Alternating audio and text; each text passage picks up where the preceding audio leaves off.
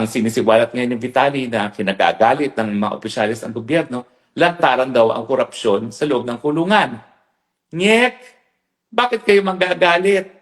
Nagkaroon na nga ng survey, 94% ang lahat ng Pilipino naniniwala na lantaran ang korupsyon sa gobyerno ng Pilipinas. Bakit kayo nagbabalat sibuyas kung sasabihin ni Vitali na lantaran ng korupsyon sa kulungan?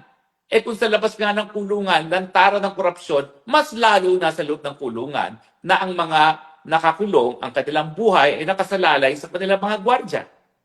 Natural, kikikilan ang mga nakakulong para sa special treatment. Anong special treatment? Siguro pagkakaroon ng telepono. At ngayon, lumalabas na dahil naglagay si Vitali, siya ay may telepono habang siya ay nakakulong.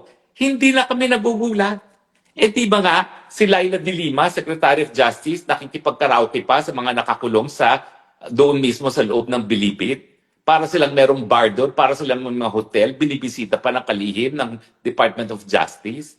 So hindi kami nagtataka. Bakit kayo balat sibuyas na parang galit na galit kayo na sinasabi na lantaran ang korupsyon sa loob ng kulungan? Talaga namang ang mga Pilipino, halos lahat alam na lantaran niyang korupsyon na yan. Kung kayo ayaw na masabihin na korap ang mga taong gobyerno sa Pilipinas, di gawa natin ang paraan para mabawasan ang korupsyon. Hindi mababawasan ng korupsyon kung pag-iinitan niyo yung Vitali dahil alam na natin yan, sinasabi niya, bilang kabahagi ng katotohanan na lantaran talaga ang korupsyon sa Pilipinas. Full stop.